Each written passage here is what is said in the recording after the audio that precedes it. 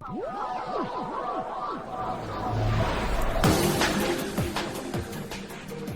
and welcome to edition 5 of Atlanta Sports Podcast. I am your host, Luke Linstill, and I'm here with my co-host, Frankie Maloof, to talk everything Atlanta sports. Thank you for finding us on iTunes, Google Play, or our Twitter account at ATL Sportscast, or our website, atlantasportspodcast.com. Today we'll be discussing the MLB trade deadline, Devin Hester, NBA free agency, college football playoff, and more. And just so you know, I am on vacation. I'm at the beach right now, so if sound quality is not as good as it usually is, you'll know why. So we'll just excuse ourselves with that before we start. Yeah, we'll start off with the Braves. Not many players in the current Braves roster look like they're part of the future. So you might have heard they've had a few trades the past couple years to build the future. So which of the veterans on the Braves roster are locks to be fixtures on the organization in the years to come? Freddie Freeman, Julio Teheran, and Ender Inciarte. Yeah, those are the three that are guaranteed right now. And for our prospect watch segment, we're going to talk about some that we think will become locks in the next few years, probably by the 2018 and 19 seasons.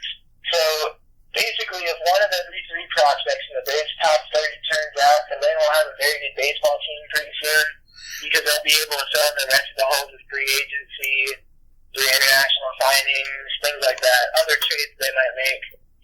So the question that we came up with is which prospects will turn into starters or solid contributors for those 2018 and 19 seasons, if any? And basically, in other words, which ones will develop quickest?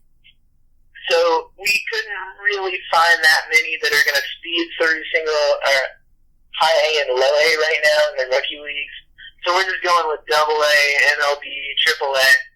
So we start off with the obvious, Dansby Swanson. He's hitting .259 with 7 home runs in Double A.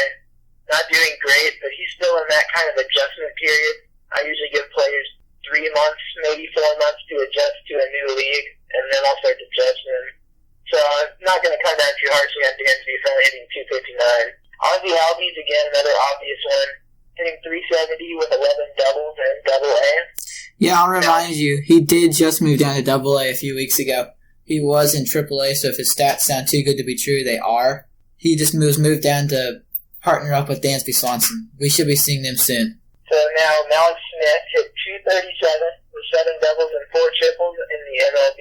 Matt Whistler, 4.92 ERA. He's 4-10 in the MLB. We also have Mike Fultonevich with a 3.79 ERA. He's 3-4 in the MLB. And Tyrell Jenkins with a 6.17 ERA. 0-2 in the MLB.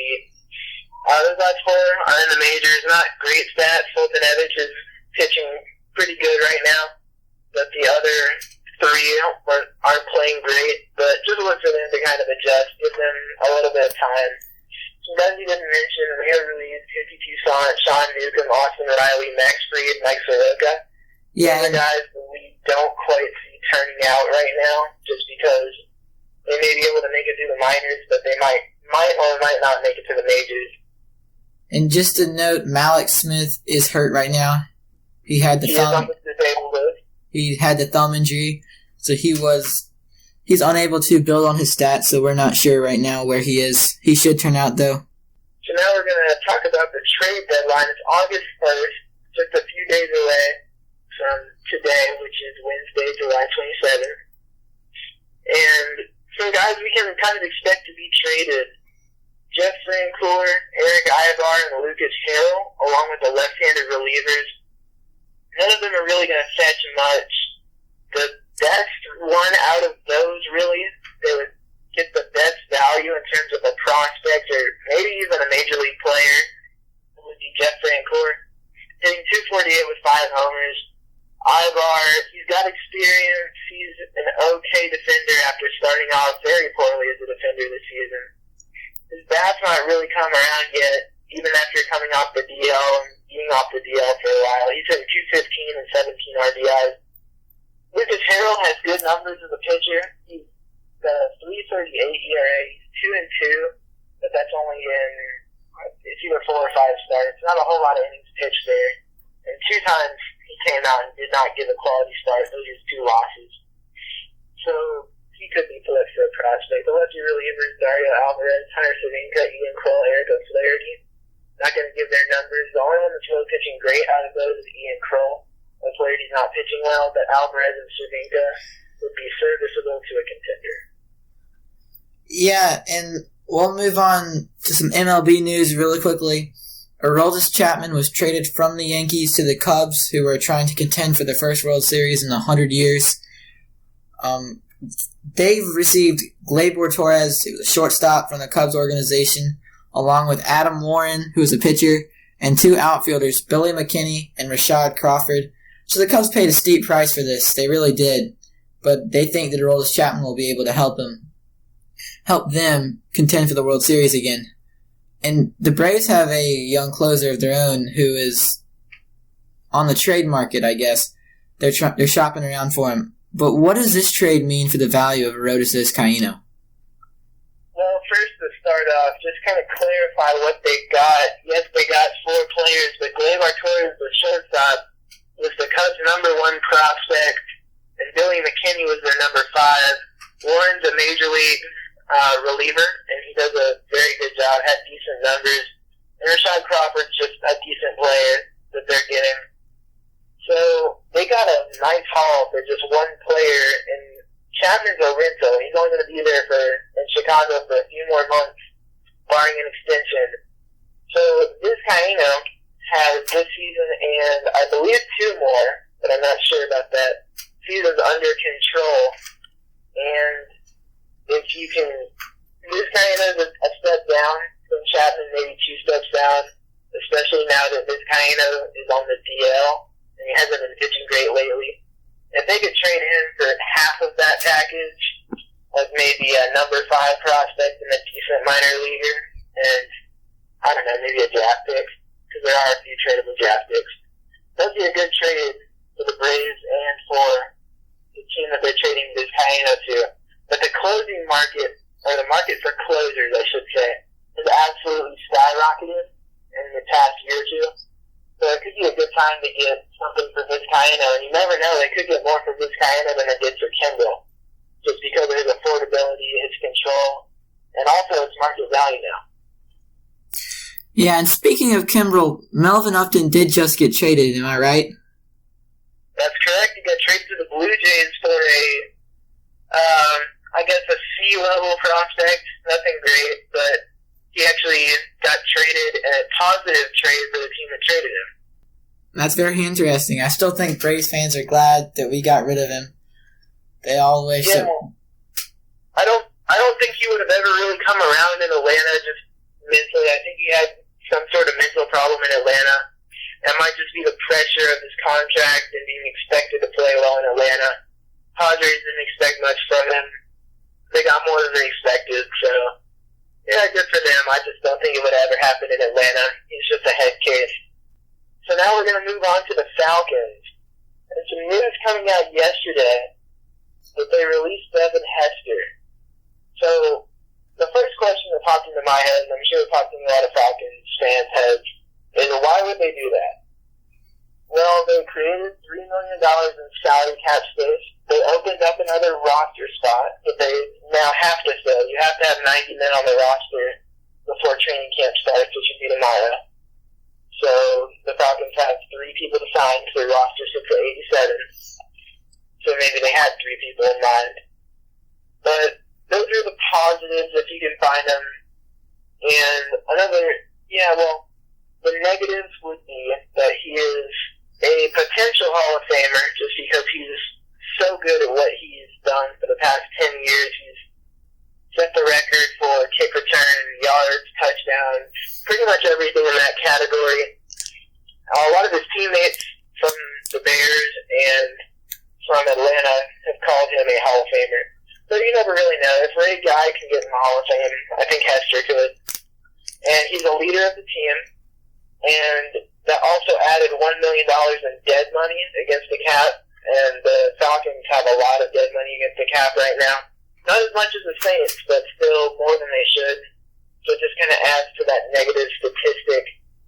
But Hester was old, and that's really kind of might be it for him. And that brings us to our next question. Yeah, will he be picked up by another team? I mean, he's getting older for a football player. It's towards the end of his career. He's definitely done a lot in his career, but it's been a lengthy career, especially for a kick returner. And the injuries are finally starting to catch up to him. So I'm not sure another team is going to take a chance on him. Yeah, take a risk. He only played in a few games last season, and he didn't really wow me. But of course, I didn't expect much because he was coming off of the injured reserve. I mean, he is a big risk, even though he is a potential Hall of Famer. They all broke down at some point, too. Yeah, right now he's a risk. And I'm not sure any teams are really willing to take it. Now, the Falcons, they signed Mohamed Sanu for a 5-year, $32 million contract over the offseason. What is he... Speaking of risks? Yeah, speaking of risks. But what does he need to do to live up to that contract he received? Well, I think he just needs to compliment Julio Jones. That's what he signed to do. No one's been able to do it since Roddy a couple years ago. And he's just got to, statistically, I would say probably 700 yards and 5 touchdowns would value him getting paid like a good number 2 wide receiver. If he doesn't get that, I hope there would be something close to those numbers. He could surpass them, you never know, because all the attention is going to be on Julio, of course. So, just really depends on Kyle Shanahan's system, in my opinion. If he can run the offense well, spread the ball around, and get the offense rolling, I think Sanu's going to have a good season. Julio, Matt, offensive line, Devonta, and Tevin Coleman. I think it'll be good, but it just takes Kyle Shanahan doing a good job. Sanu has all the talent, all the assets, they just have to be put to good use.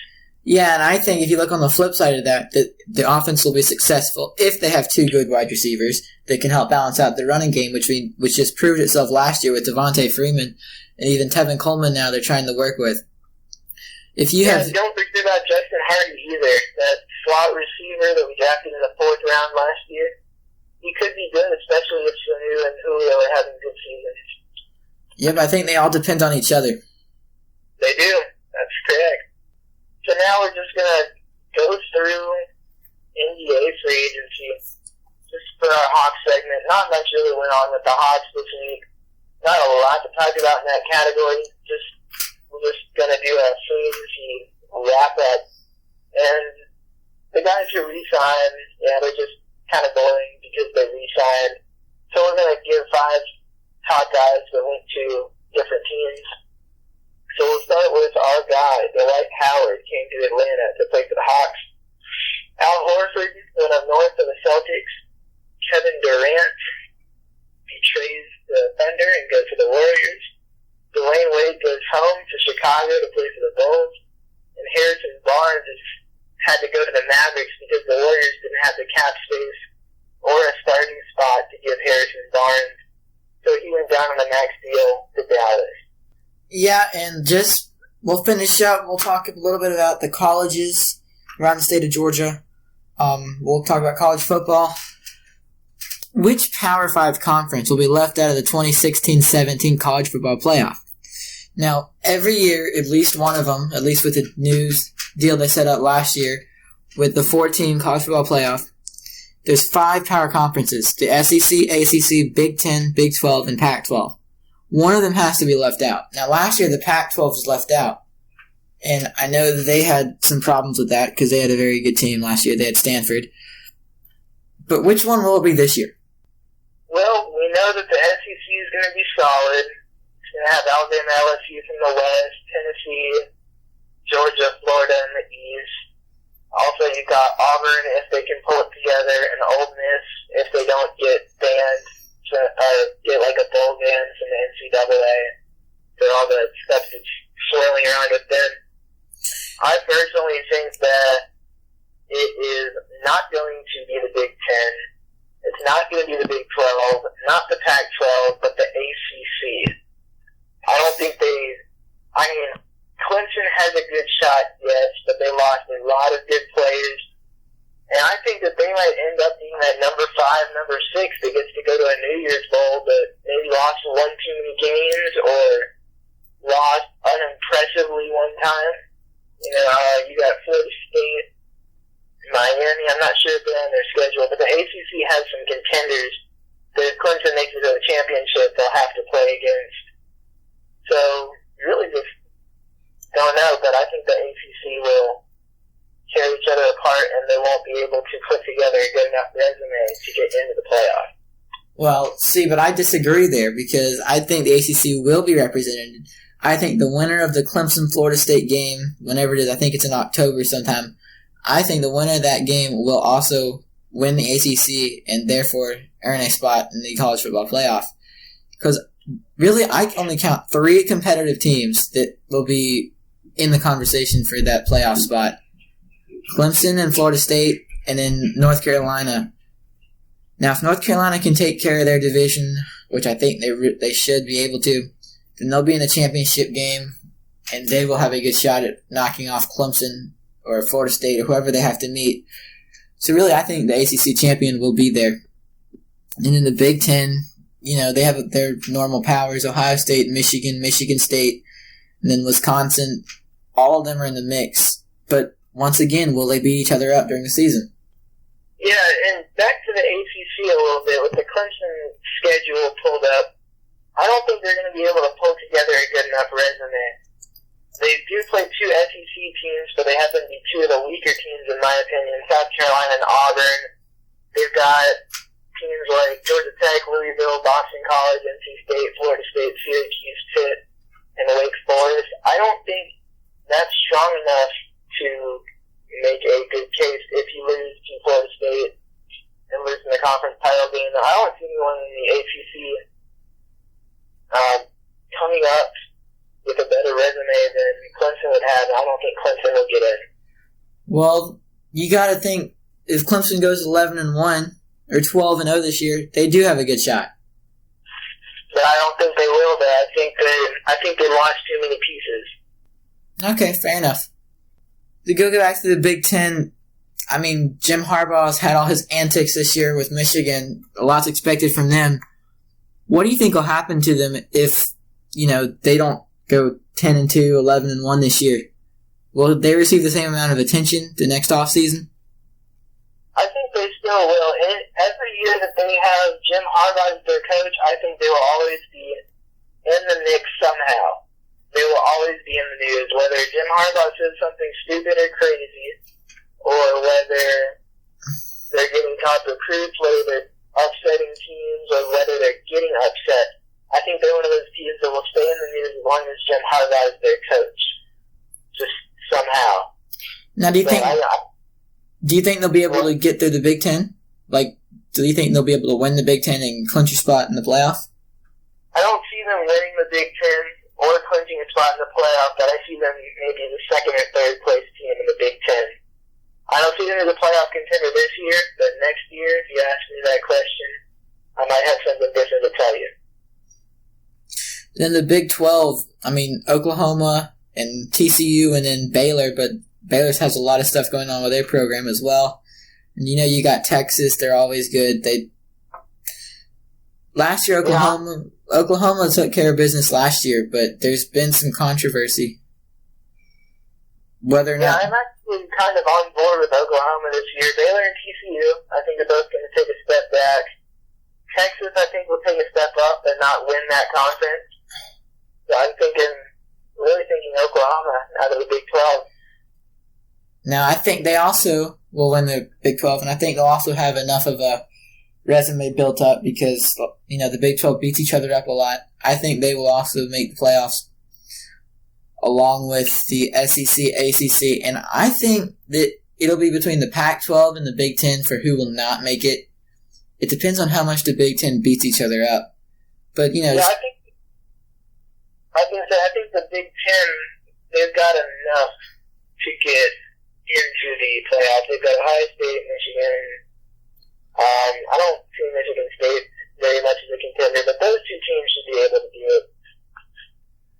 So then I guess the question would be, would you take a 10-2 Ohio State team versus an 11-1 Oregon team? Or Stanford or somebody from the Pac-12? Pac-12 team. Yeah, and the other teams. I'm not a fan of Big Ten football because I feel like there's too many weak teams. It always seems like there's really only one or two contenders out of that conference every year, where you can pretty much pinpoint 3 or more in every other conference, generally. All right, I think that just about does it. So thank you again for listening to Atlanta Sports Podcast. Remember to subscribe to us on our website, iTunes, or wherever you may find us, including on YouTube now. The links to all of our directories is on our website, atlantasportspodcast.com. If you have any questions or comments, reach out to us on Twitter or contact us on our website through the Contact Us tab. Please tell everyone you know about us, and we will see you next week with another show.